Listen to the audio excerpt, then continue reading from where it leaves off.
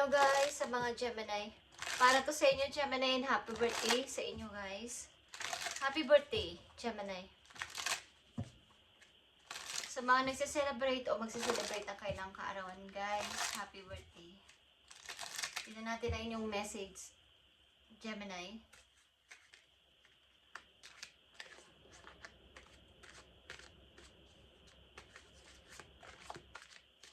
Okay. Para to sa mga Gemini, message para sa'yo. Okay.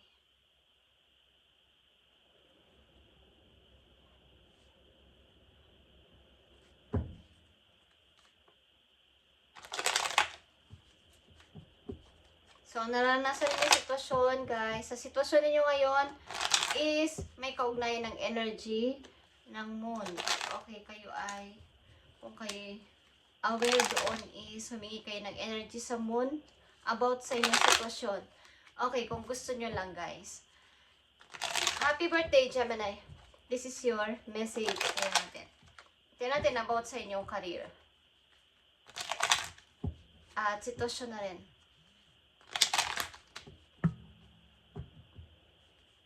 Okay. Para to sa iyo Gemini. Happy birthday.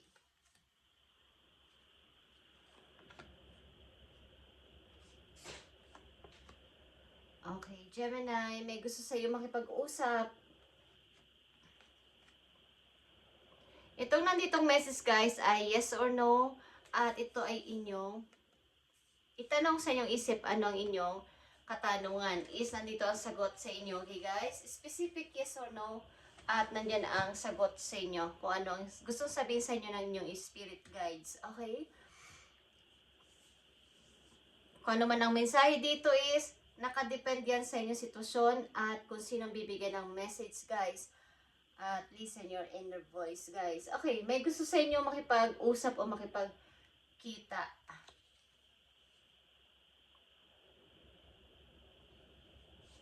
Strong connection ito guys. Strong connection. Gemini, happy birthday! So, dito ang 7 of Wands. Protect yourself, Gemini. Protect yourself sa mga pwede sa'yo gumambala, mag-delay o magsalita ng mga masasakit o magbigay sa'yo ng kung ano mga paratang or what is meron. Meron sa paligid mo na may ayaw na nandyan ka sa iyong posisyon o ayaw nila nandyan ka sa tabi nila, ayaw nilang nandyan ka sa paningin nila, okay?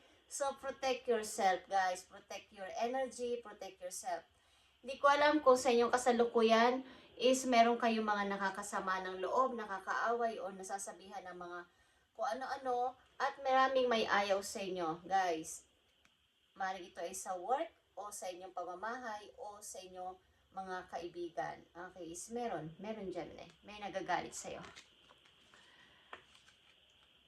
At may mga usapin din kayo sa family. Guys, usapin sa family, minor struggle lang to, minor na usapin. Meron kayong usapin sa pamilya.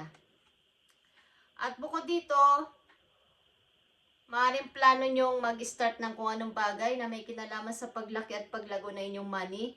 Plano nyong bumili ng ganito, ganyan, nauunlad ang inyong money pa dito. May plano kayo. Maaaring business, lupa man yan o kahit ano is meron. Plano lang. Yeah. 6 of Wands. Nandito na kayo sa 7 of Wands is parang andito pa din yung pag-aalinlangan nyo na, dito na ba talaga ako? Okay? Andito na ako sa tagumpay ko, pero marami namang nagagalit sa akin. Maraming kung ano-ano mga sinasabi sa akin. Maraming may ayaw sa akin. So, ano na kayang gagawin ko? Aalis na lang kaya ako? Lilipat na lang kaya ako? Kung yan ay trabaho, mag-change na lang kaya ako ng trabaho ko? O aalis na lang kaya ako sa pamamahay na to? Magpaplano ng kung ano?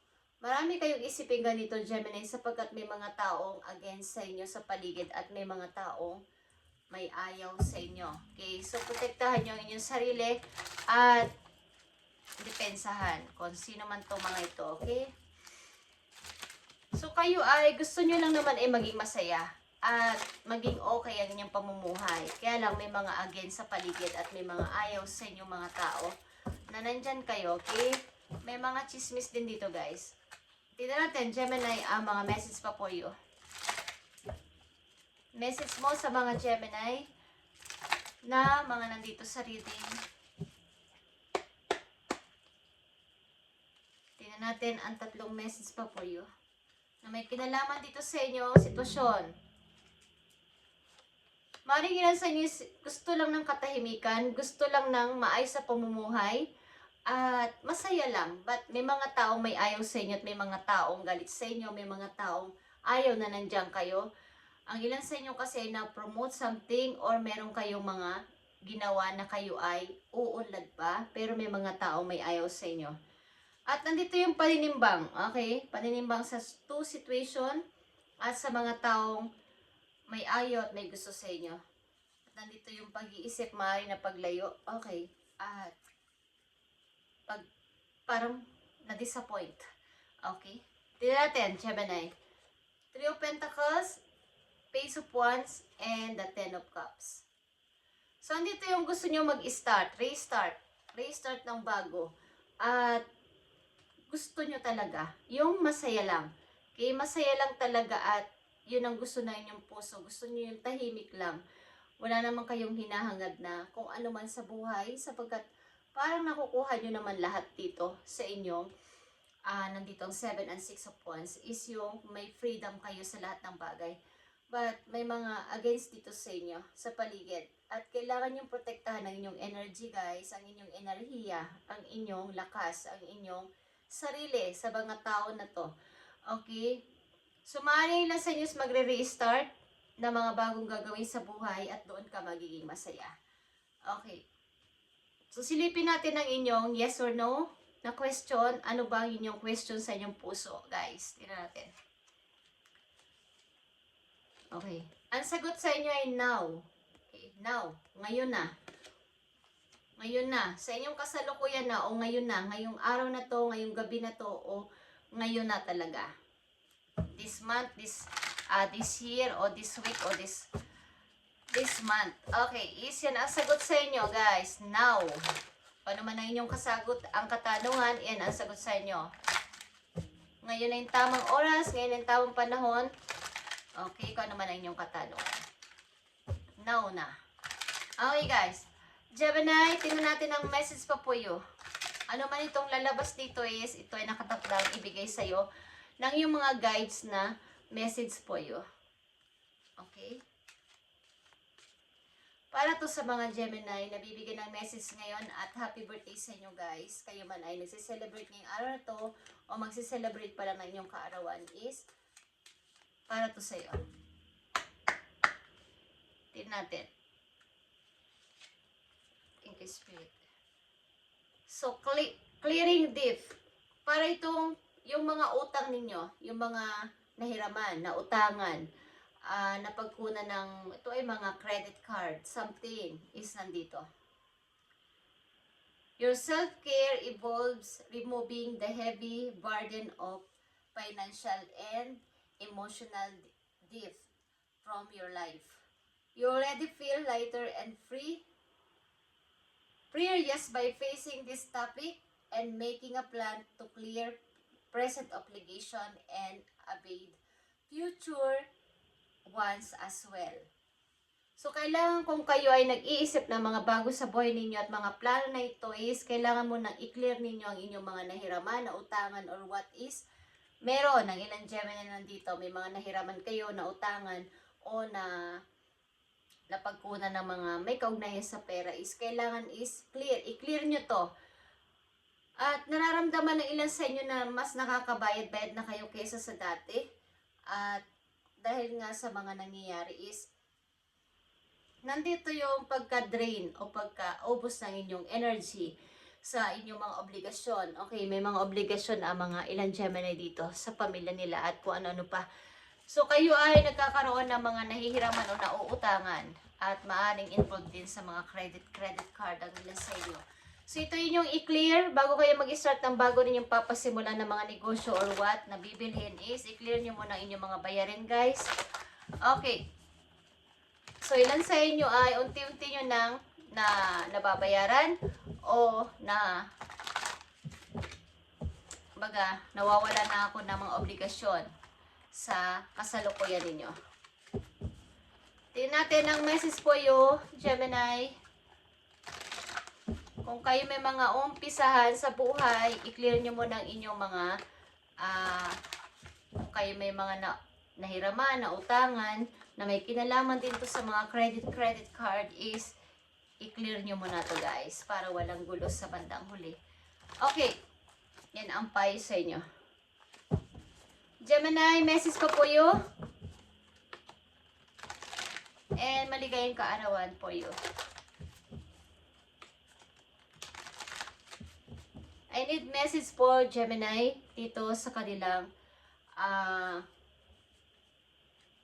mensahe today. Ano ang gusto mong sabihin pa sa mga Gemini na karagdagang impormasyon para sa kanilang guide and advice. Thank you. Gemini, andito ang Queen of Michael. Ito ay Queen of Sword. Okay guys, Queen of Sword ito. As a Queen of Sword, ikaw ito, Gemini.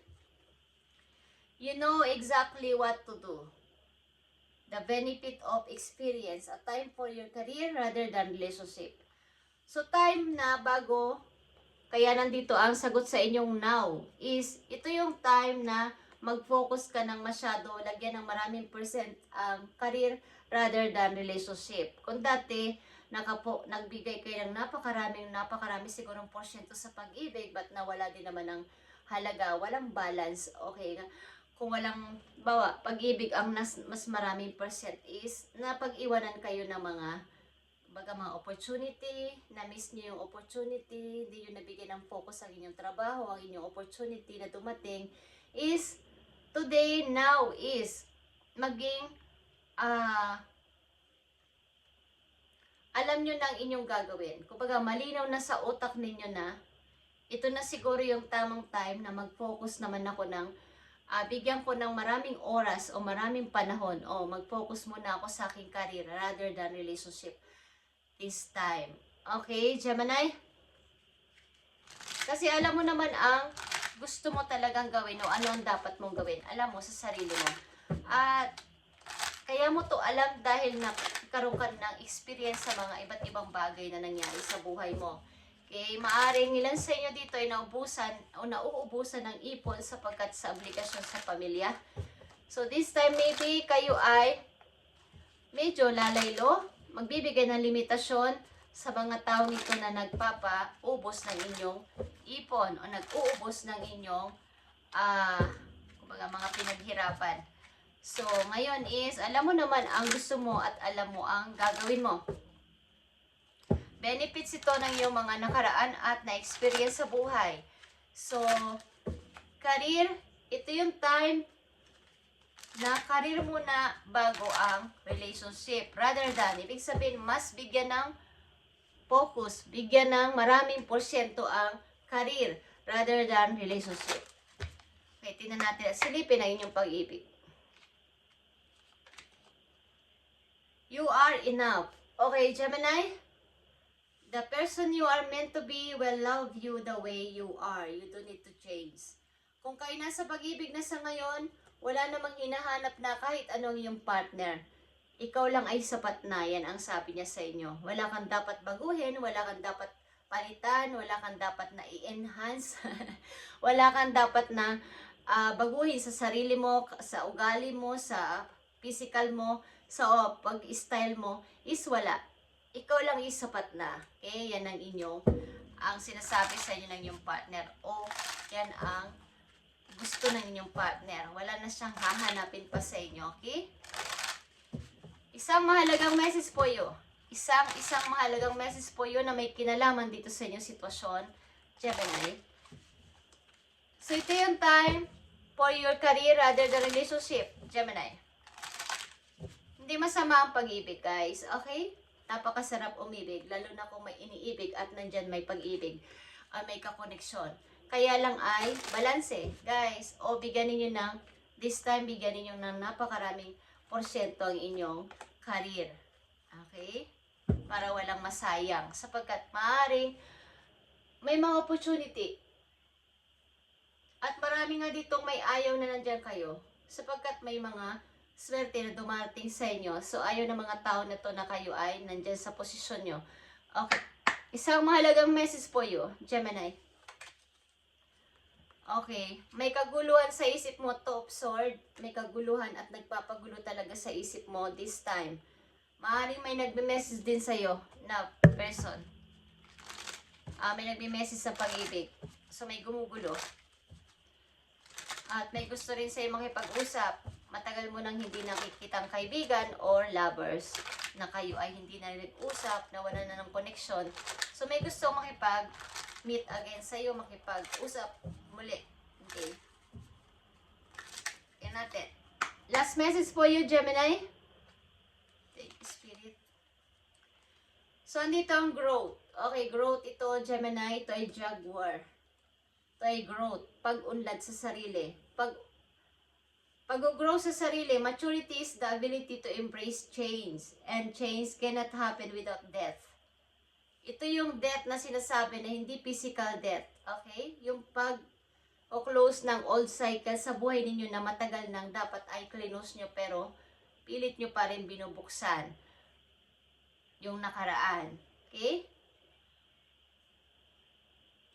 A situation or simply your decision to not continue with the same old habit.